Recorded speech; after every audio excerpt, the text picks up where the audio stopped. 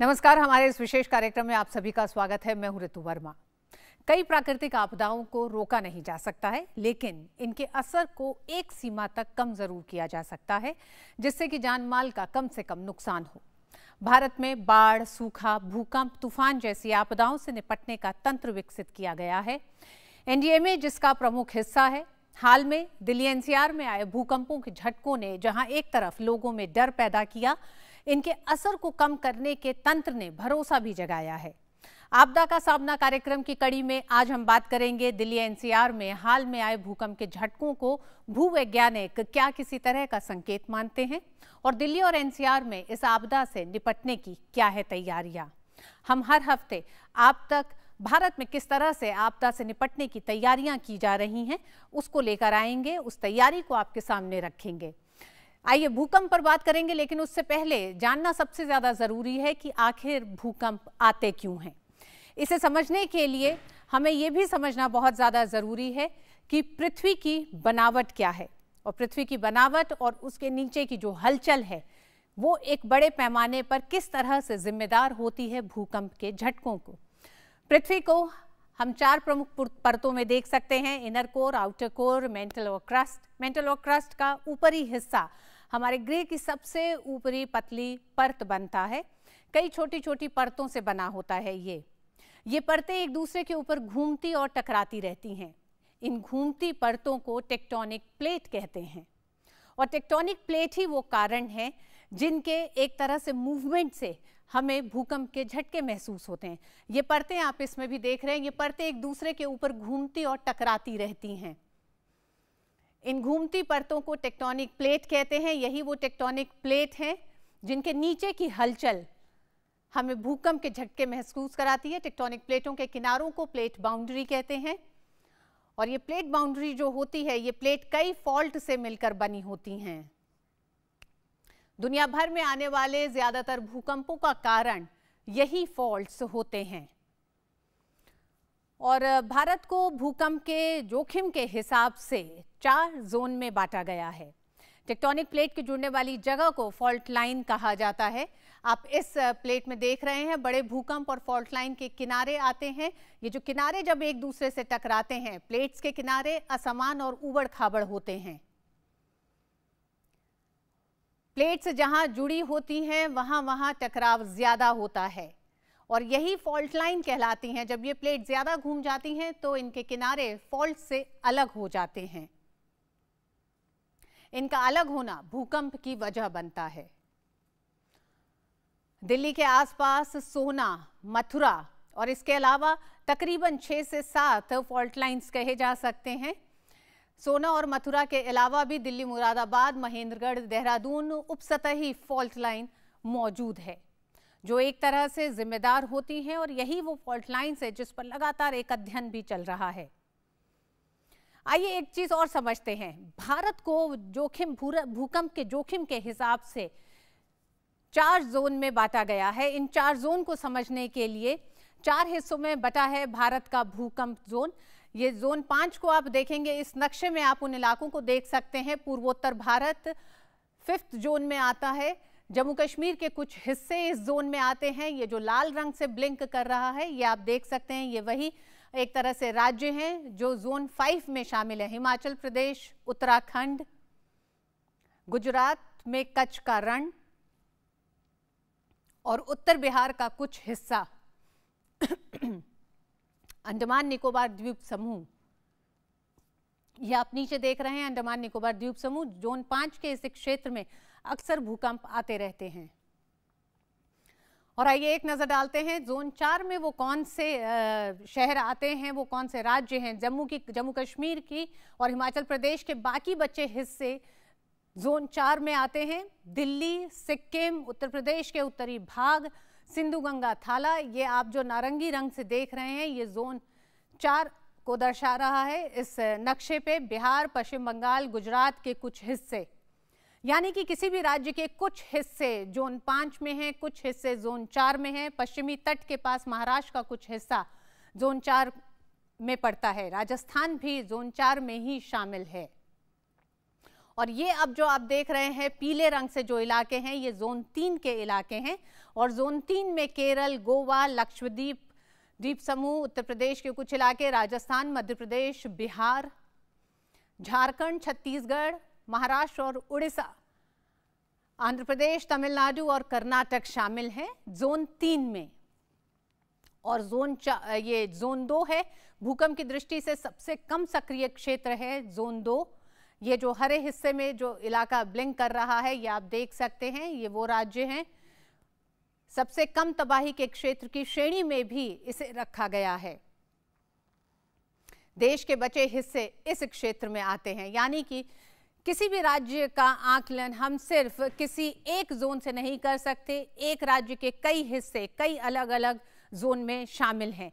अब हम इसका भी अध्ययन करेंगे, खासकर जब ब्रेक के बाद हमारे साथ जो विशेषज्ञ जुड़ेंगे वो भूवैज्ञानिक हैं, साथ ही साथ किस तरह से स्ट्रक्चरल इंजीनियरिंग पे काम हो रहा है देश में उन इलाकों में जो जोन 5 और जोन 4 के हैं, यानी कि दिल्ली एनसीआर के इलाकों में भी किसी बड़े भूकंप से तैयारी क्या है, किस तरह से निपटा जाएगा, इस पर हम बात करेंगे ब्रेक के बाद। मुंबई, एक व्यक्ति की बारिश में फंसी गाड़ी दम घुटने से हुई मौत। बारिश के समय सड़क पर भरे पानी में न जाएं। आपकी गाड़ी पानी के नीचे न दिखने वाले गड्ढों में फंस सकती है। गाड़ी का इलेक्ट्रॉनिक सिस्टम भी खराब हो सकता है। गाड़ी के खिड़की दरवाजे जाम हो सकते हैं और दम घुटने के कारण आपकी जान भी जा सकती है। बारिश के समय रेडियो और इंटरनेट से मौसम की जानकारी लेते रहें। बचाव के लिए गाड़ी में हथौड़ी आदि रखें। गाड़ी गड्ढों या बहते पानी में न ले जाएं। आधा मीटर ऊंचा पानी भी आपकी गाड़ी बहा कर ले जा सकता है। बरसात के समय बिजली के खंभे के नीचे न रुकें और टूटे हुए बिजली के तारों से सावधान रहें। तैयारी में है समझदारी। एनडीएमए द्वारा जनहित में जारी।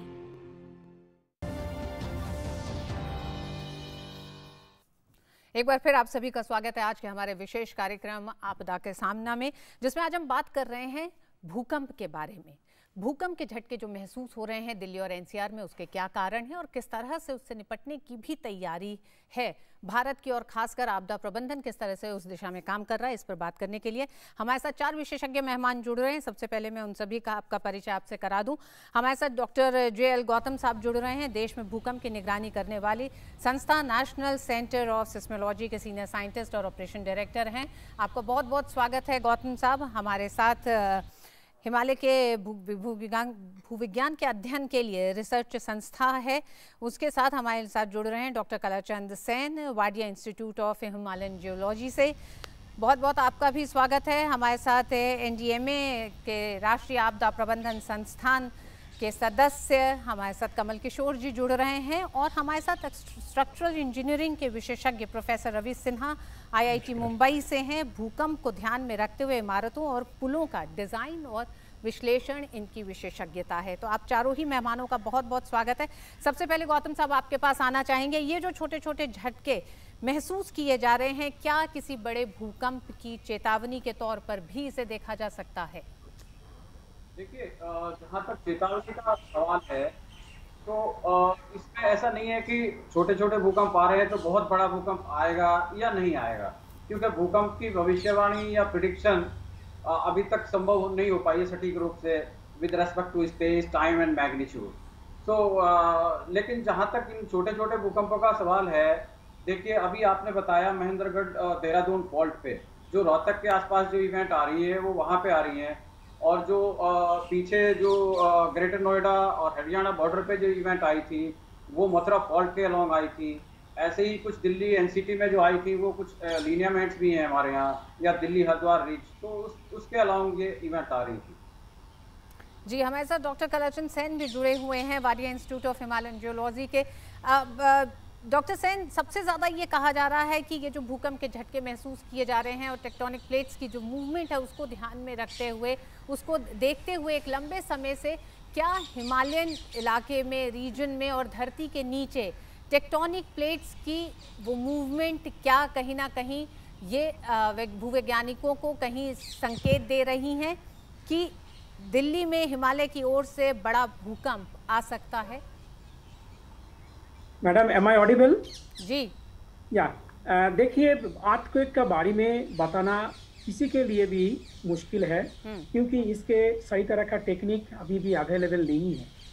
बट ये बात सही है, जो northward movement of the Indian plate and its collision with the Eurasian plate is accumulating lot of strain energy into the Himalayan seismic belt. And वो एनर्जी आपको पीछे की तरफ भी, जहाँ पर दिल्ली एनसीआर है वहाँ पर प्रोपागेटेड है, वहाँ पर भी रॉक डिफॉर्मेशन हो रहा है, जिसके वजह से अभी हाल फिल में जो अर्थक्वेक आए हैं, that strain energy has been accumulated. You have already explain, there are lot of faults, there are lot of lineaments, lot of weak zones उसके थ्रू निकल रहे हैं।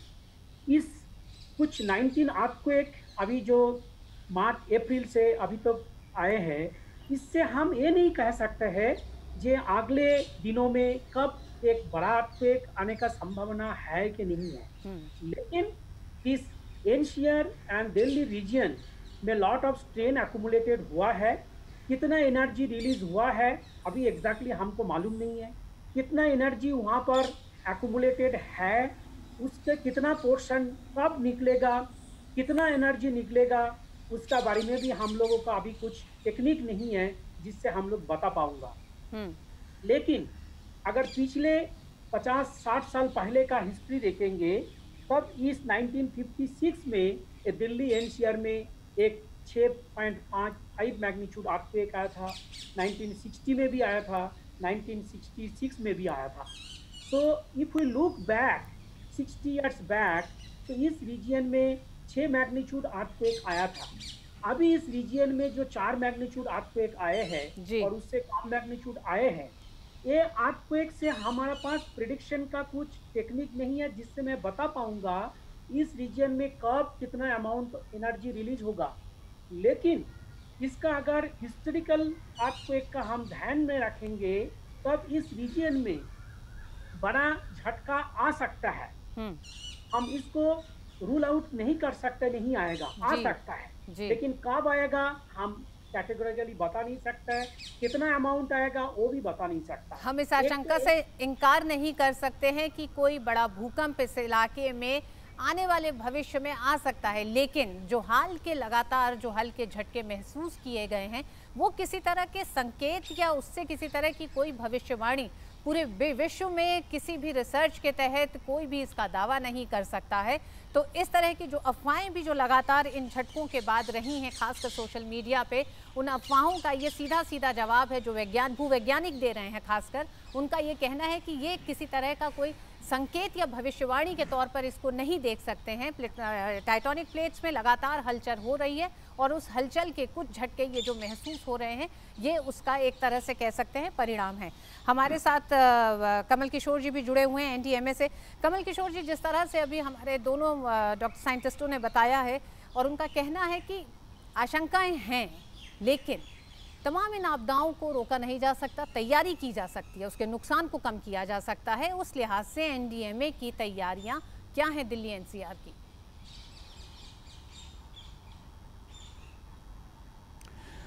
जी रितु जी, सबसे पहले तो आपका धन्यवाद, आपने हमें इस प्रोग्राम में बुलाया।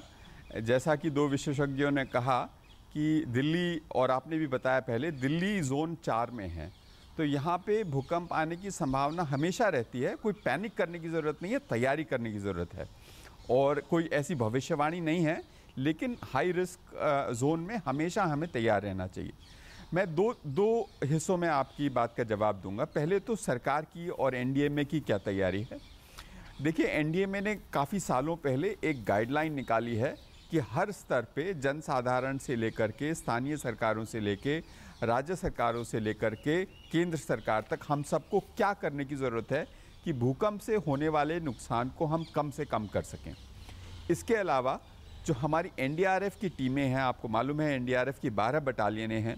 हर एक बटालियन में हमारे पास स्पेशलाइज्ड एक्सपर्टीज़ है कि हम जब कोई भवन गिरे तो हम उसमें सर्च एंड रेस्क्यू कैसे करेंगे। अगर कंक्रीट का एक मकान गिरता है तो उसको हम कैसे काट करके लोगों को उससे रेस्क्यू करेंगे। हमारे पास जो कैनाइंस होते हैं, जो स्पेशलाइज्ड कुत्ते होते हैं, जिनको इसकी ट्रेनिंग होती है कि वो अगर कोई व्यक्ति मलबे के अंदर दबा पड़ा है तो उसको कैसे ढूंढ निकालें, तो उसकी भी एक टीम है, उसकी भी काफ़ी ट्रेनिंग की गई है। तो हमारी तैयारी पिछले कोई सालों में काफ़ी बढ़ी है और हमारी जो इंस्टीट्यूशनल कैपेसिटी है एक अर्थक्वेक को रिस्पॉन्ड करने की, वो बहुत ज़्यादा है पहले के मुकाबले, लेकिन और भी ज़्यादा होने की ज़रूरत है। इसके अलावा हम कुछ समय पर जो जिन इलाकों में भूकंप आने की संभावना है वहाँ पे हम मॉक एक्सरसाइजेस कराते हैं, टेबल टॉप एक्सरसाइज, जहाँ पे एक सिनेरियो बनाया जाता है कि अगर ऐसा भूकंप आएगा तो कहाँ कहाँ कैसी कैसी क्षति होगी और कैसे हर स्तर के प्रशासनिक स्तर के लोग उसको रिस्पॉन्ड करने में उनकी क्या भूमिका होगी, उसके लिए हमारा क्या प्लान रहेगा। क्योंकि देखिए इस चीज़ की ये जो ड्रिल है इसकी प्रैक्टिस भूकंप आएगा उसके बाद नहीं की जा सकती, ये उसके पहले करने की ज़रूरत है। अभी तक पिछले 10 सालों में एनडीएमए ने 500 से ज़्यादा, मेरे ख्याल से 570 से ज़्यादा मॉक एक्सरसाइजेज कराई हैं। इनमें से करीब आधी जो हैं वो भूकंप से रिलेटेड हैं। लेकिन मैं एक बात और कहना चाहूँगा कि प्रशासनिक तौर पे, सरकार के स्तर पे हम कितनी भी तैयारी कर लें, लेकिन जन साधारण की इसमें भागीदारी बहुत ज़रूरी है। और उसमें मैं 3 चीज़ें आपके प्रोग्राम के माध्यम से आपके दर्शकों को कहना चाहूँगा। पहली चीज़ तो ये है कि हर घर में एक छोटा सिंपल प्लान होना चाहिए, आपका प्रिपेयर्डनेस प्लान होना चाहिए। आप घबराइए नहीं, आज ही अपने परिवार के साथ बैठ कर के ये निश्चित कीजिए कि अगर भूकंप आएगा तो आप क्या करेंगे। एक छोटा सा सरल उपाय हम एनडीएमए की तरफ से प्रसारित करते हैं, ड्रॉप कवर एंड होल्ड। अगर आप किसी घर के अंदर हैं और धरती हिलनी शुरू होती है तो आप किसी मजबूत मेज़ के नीचे जाएं और उसको पकड़ लें, अपने आप को कवर करें, उसके नीचे रहें और जब तक धरती हिलनी बंद ना हो वहाँ से ना निकलें। तो एक तो ये कि आप अपने परिवार के स्तर पे, अपनी सोसाइटी के स्तर पे एक प्लान बनाएं। दूसरी चीज़ जो करने की ज़रूरत है, बहुत सारा जो नुकसान भूकंप से होता है वो भवनों के गिरने से ज़्यादा होता है फॉलिंग हैजर्ड से। आपने बालकनी में गमले रखे हुए हैं, वाटर टैंक आपका फिक्स नहीं है, घर में बहुत भारी अलमारी लगी हुई है, भूकंप से धरती हिली और वो सारा सामान गिरा, किसी के ऊपर गिरा, उसको चोट लगी, कभी कभी इतनी ज़्यादा चोट लग सकती है कि मृत्यु हो सकती है। तो अगर आप जोन 4 या 5 में रहते हैं तो आप आज ही अपने घर का एक राउंड लगाइए और देखिए कौन सी ऐसी चीज़ें जो झटके से गिर सकती है। अगर आपकी बालकनी के ऊपर आपने गमले लगा रखे हैं, या तो उनको बांधिए या उनको नीचे उतार के रखिए। आपकी अलमारियां अगर फ्री स्टैंडिंग हैं आप उनको फिक्स कीजिए। तो ये दूसरी चीज़।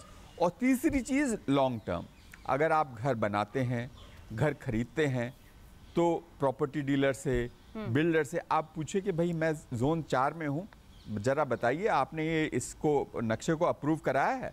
ये नक्शा जो हमारा बिल्डिंग कोड है जिसके अंदर प्रावधान है इस चीज़ का कि हम उस घर को जोन 4 के हिसाब से या 5 के हिसाब से या 3 के हिसाब से कैसे भूकंप रोधी बना सकते हैं, तो आपने किया है क्या?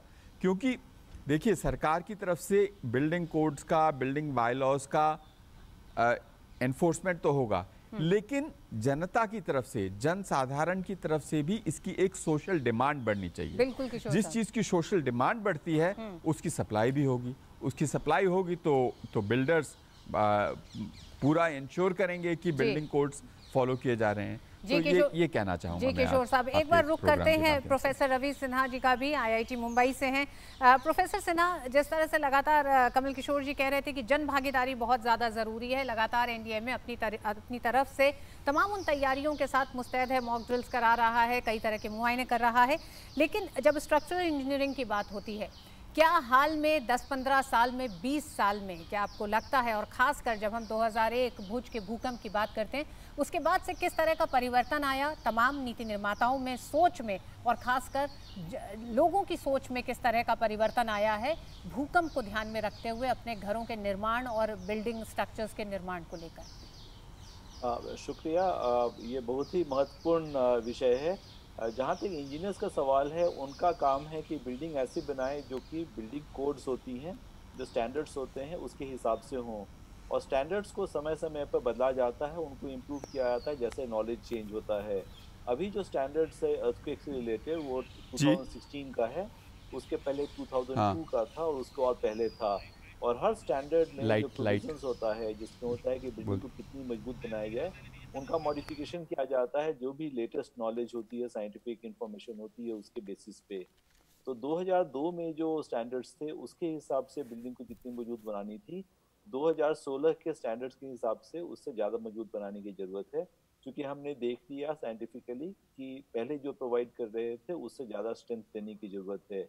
तो आजकल जो बिल्डिंग बन रहे हैं यदि वो कोड्स को फॉलो करें, और किशोर साहब ने बताया कि कोड्स को फॉलो करना के दो पहलू होते हैं। एक तो होते हैं कि बिल्डिंग रेगुलेटर्स जो होते हैं उनका काम है कि बायलॉज इम्प्लीमेंट करना, और दूसरा होता है कि जो लोग हैं जो रहने वाले हैं बिल्डिंग में जी उनका काम है डिमांड करना कि उनकी बिल्डिंग्स जो हैं वो बायलॉ के मुताबिक हैं।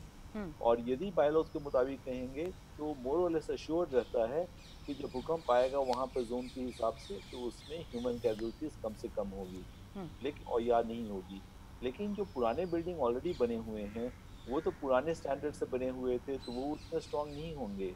इसीलिए साथ साथ ये भी देखना है कि पुराने मकान में जो सबसे क्रिटिकली वीक हैं उनका हम कैसे रेट्रोफिट कर सकें, स्ट्रेंथन कर सकें, ताकि उसमें रहने वाले लोगों की भी लाइफ और प्रॉपर्टी पे मिनिमम डैमेज हो। जी तो प्रोफेसर तो ये दोनों पहलुओं को साथ साथ लेके चलना पड़ेगा।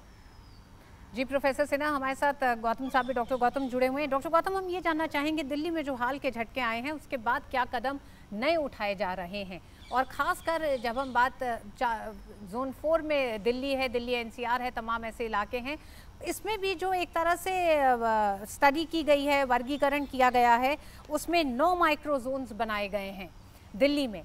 उन पर हम चाहेंगे कि आप थोड़ी रोशनी डालें कि किस तरह की इमारतें हैं, किस तरह के कदम उठाने की ज़रूरत है, तो उस पर और बात करेंगे हम प्रोफेसर सिन्हा से।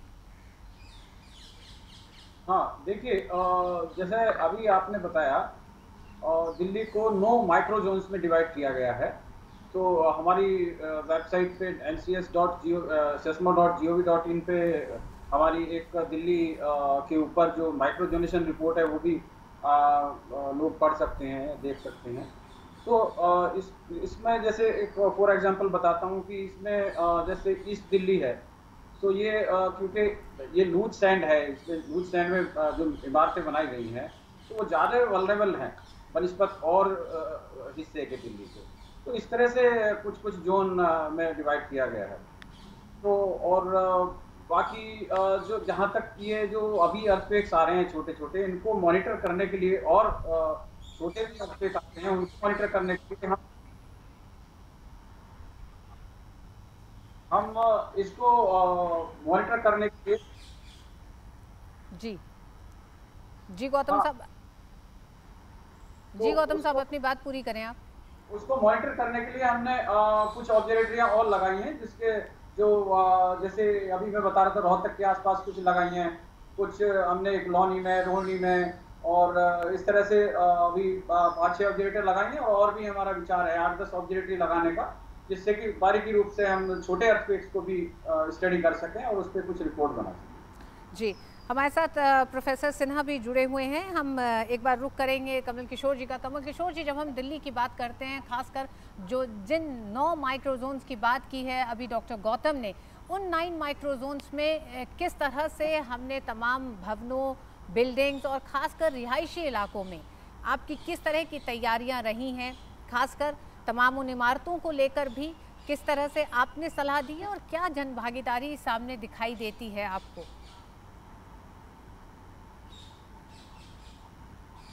देखिए 2016 में अगर मुझे सही याद है तो ये माइक्रो जोनेशन आया है। अब जो हमारी जो आगे की कार्यवाही है 2016 से, वो ये है कि हम, एक तो हो गया कि पूरा दिल्ली जोन 4 में है, लेकिन जोन 4 के अंदर भी जैसा कि गौतम जी ने अभी बताया, माइक्रो जोनेशन के हिसाब से अलग अलग जगह पे थोड़ा खतरा अलग अलग है। वहाँ पे जो सॉइल की कैरेक्टरिस्टिक्स है, वहाँ पे जो जियोलॉजी है वो अलग किस्म की है। तो जो बड़े भवन जो खास करके बन रहे हैं, उन भवनों को उस लोकल कंडीशन को ध्यान में रख करके अपना डिज़ाइन करने की ज़रूरत है।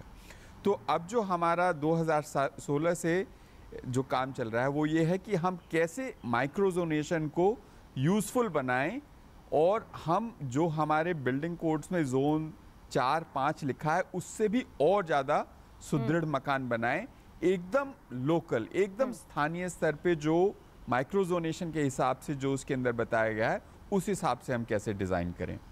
और यही काम और भी शहरों में हो रहा है। देश के 30 शहरों में माइक्रोजोनेशन का काम जारी है। माइक्रोजोनेशन के होने के बाद जो दूसरी जो प्रक्रिया है वो ये है कि उसको अर्बन प्लानर्स, आर्किटेक्ट्स, इंजीनियर्स के लिए अंडरस्टैंडेबल और यूजेबल बनाया जाए। अब किशोर साहब, हम प्रोफेसर सिन्हा का ज़रा रुख करेंगे। प्रोफेसर सिन्हा, हम देख रहे हैं जिस तरह से अर्बनाइजेशन हो रहा है, तमाम नए इलाके डेवलप किए जा रहे हैं, नई इमारतें रिहायशी खासकर बन रही हैं, उसमें एक बहुत बड़ा एक तरह से ये तत्व होता है कि कितना भूकंप रोधी वो इमारतें बन रही हैं। किस तरह से इसकी जांच होती है कि ये जो नियम कानून है ये महज कागज़ों तक सीमित ना हो, ये उन इमारतों में दिखाई भी दे? किस तरह की जांच प्रक्रिया होती है? क्या लगातार जांच की जाती है इन तमाम चीज़ों की? हमारे साथ डॉक्टर गौतम भी जुड़े हुए हैं और हमारे साथ कमल किशोर जी भी जुड़े हुए हैं। कमल किशोर जी, अगर आप इस सवाल का जवाब देना चाहें।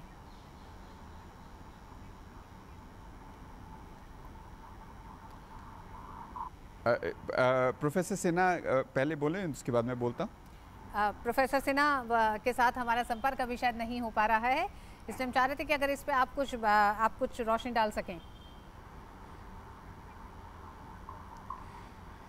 देखिए, एक जो भूकंप रोधी जो हम काम करते हैं उसमें एक जो कॉन्सेप्ट है वो ये है कि risk sensitive land use planning.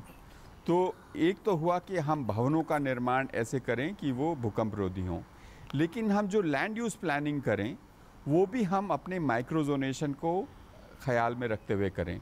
जैसे कि कुछ फ्लड प्लेन्स हैं जहाँ पर माइक्रोजोनेशन के हिसाब से ये बताया गया है कि वहाँ पर अगर एक बड़ा भूकंप आएगा तो एक फिनोमिना है, उसको बोलते हैं लिक्विफैक्शन। मतलब उसको अगर सरल भाषा में कहें तो वहाँ पे ज़मीन दलदली हो जाएगी।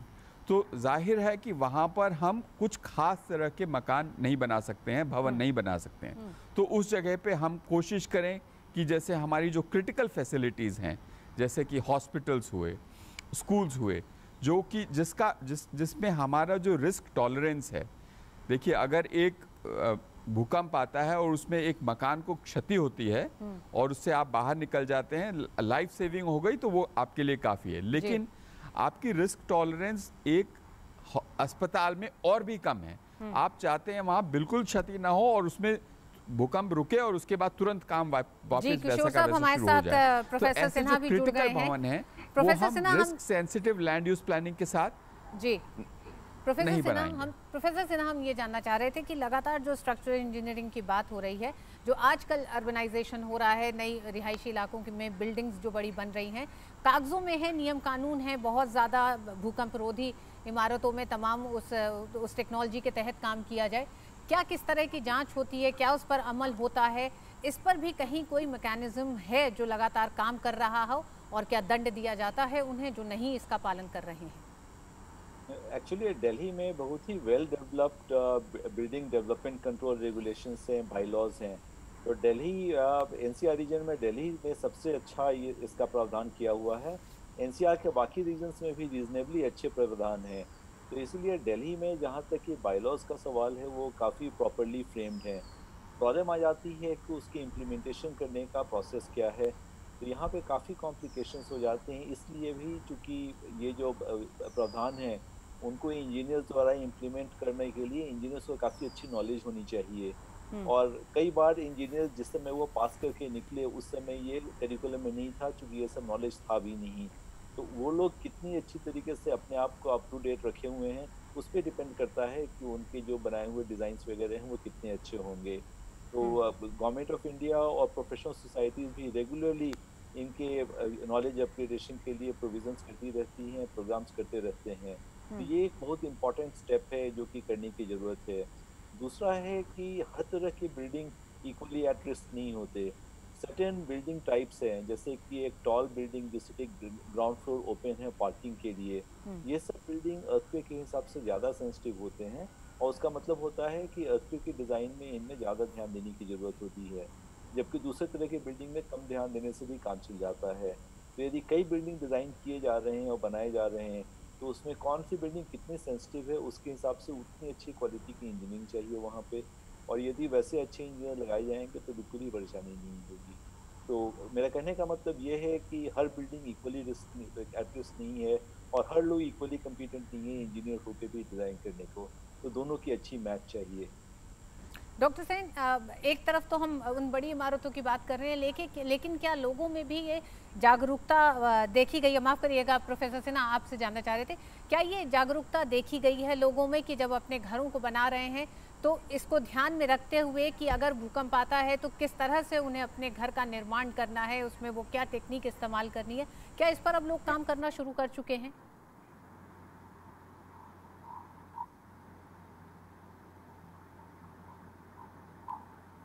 प्रोफेसर सिन्हा, आपको मेरी आवाज़ मिल रही हो तो? हाँ, आप मुझसे पूछ रहे थे, मुझे जी, लगा जी, जी। साहब से। नहीं, तो एक्चुअली जहाँ तक कि लोगों का सवाल है, तो लोगों का भी तो नॉलेज होना चाहिए, वहाँ पे एक डिमांड होनी चाहिए लोगों की कि हमें क्या चाहिए, और ये इम्पोर्टेंट फैक्टर है कि लोगों को, जैसे कि कमल किशोर साहब ने बताया कि डूज एंड डोंट्स होने चाहिए, उनकी अपनी कुछ प्लान होनी चाहिए।